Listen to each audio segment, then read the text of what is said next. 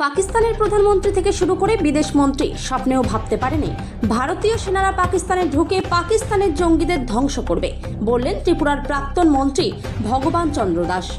জম্মু কাশ্মীরের পহেলগাম সন্ত্রাসী হামলার যোগ্য জবাব দেওয়ায় ভারতবর্ষের প্রধানমন্ত্রী নরেন্দ্র মোদী ও ভারতবর্ষের বীর সেনা জওয়ানদের প্রতি শ্রদ্ধা জানিয়ে আগরতলা ৮ নম্বর টাউন বড়দুয়ালি বিজেপি মণ্ডলের উদ্যোগে আগরতলা রবীন্দ্র শতবার্ষিকী ভবনের সামনে থেকে এক সুবিশাল তিরঙ্গা র্যালির আয়োজন করা হয়। এই তিরঙ্গা র্যালিটি আগরতলা রবীন্দ্র শতবার্ষিকী ভবন প্রাঙ্গণ থেকে শুরু হয়ে আগরতলা শহরের বিভিন্ন রাজপথ পরিক্রমা করে বটতলা গিয়ে শেষ হয়।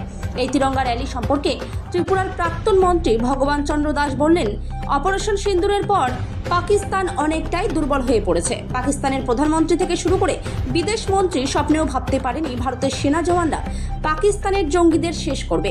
ভারতীয় সেনা জওয়ানদের এই অপারেশন দেখে পাকিস্তান এখন আর মাথা তুলে দাঁড়াবার সাহস পাচ্ছে না। এই তিরঙ্গা র্যালিতে উপস্থিত ছিলেন ত্রিপুরা প্রদেশ বিজেপির সদস্য জেলা সভাপতি অসীম ভট্টাচার্য, আগরতলা পৌর নিগমের মেয়র দীপক মজুমদার সহ অন্যান্যরা।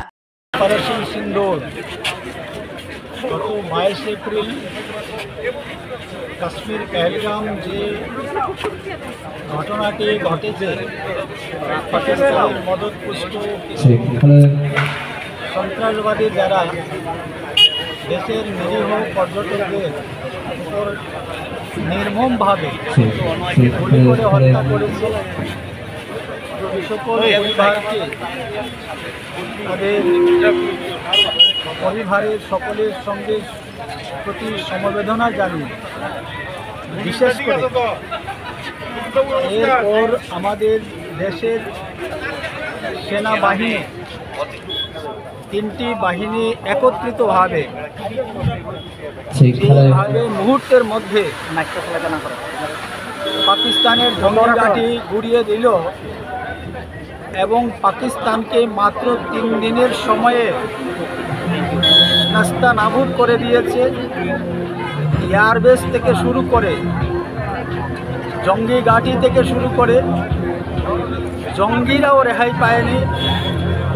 তাদেরকেও আমাদের সেনাবাহিনী পরাক্রমের সাথে তাদের বীরত্বের মধ্য দিয়ে ধূলিসাৎ করে দিয়েছে। মাননীয় প্রধানমন্ত্রীজির যে আন্তরিক প্রচেষ্টা এবং আতঙ্কবাদীর প্রতি যেটা জিরো টলারেন্স নীতি, মাননীয় প্রধানমন্ত্রীজিকে আমরা ধন্যবাদ জানিয়ে, সেনাবাহিনীকে ধন্যবাদ জানিয়ে সারা দেশের সঙ্গে ত্রিপুরাতে আমরা প্রত্যেকটি জেলা স্তরে প্রথম দিকে এই তিরঙ্গা যাত্রা র্যালি করেছি এবং পরবর্তী সময় মণ্ডল স্তরে এই তিরঙ্গা যাত্রা র্যালি আমরা সংগঠিত করতে চলেছি। তারই অঙ্গ হিসাবে আজকে বড়দুয়ালি মণ্ডলের পক্ষ থেকে হাজারো হাজারো জনতা স্বতঃস্ফূর্তভাবে সামিল হচ্ছেন। আমাদের মণ্ডল সভাপতি ওনার নেতৃত্বে, এখানকার কার্যকর্তাদের নেতৃত্বে আমরা এই তিরঙ্গা র্যালি রবীন্দ্র শতবার্ষিকী ভবনের সামনে থেকে শুরু করতে চলেছি এবং বটতলাতে এটা শেষ হবে। এই সমাজের প্রত্যেকটা শ্রেণীর মানুষ আজকে আবেগ নিয়ে এই তিরঙ্গা যাত্রা র্যালিতে অংশগ্রহণ করছেন। সত্যি আজকে ভারতবর্ষ জেগেছে। ভারতবর্ষ আজকে বিশ্বের দরবারে আজকে নিজের পরিচিতি, একটা শক্তিধর রাষ্ট্র হিসাবে পরিচিতি লাভ করেছে। তার জন্য মাননীয় প্রধানমন্ত্রীজিকে আবারও অনেক অনেক ধন্যবাদ।